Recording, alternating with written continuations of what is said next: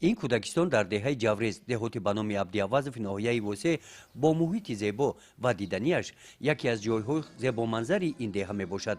در عرفه سال نو میلادی برای بالیده گردانیدن خاطر کودکان در این کودکستان چاره‌بینی ادانه معرفتی تربیوی دایر کرده شد.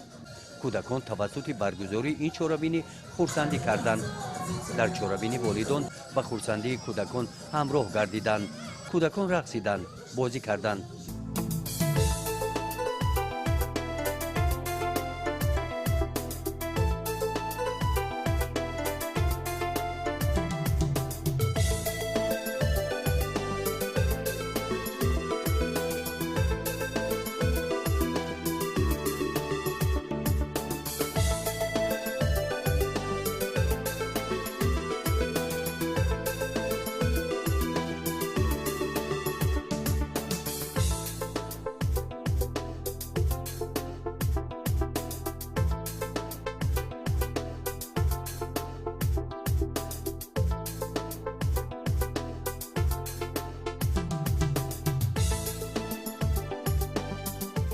از نام راهبریت کودکستان و کودکان تحفه‌های ادانه تقدیم کرده شدند.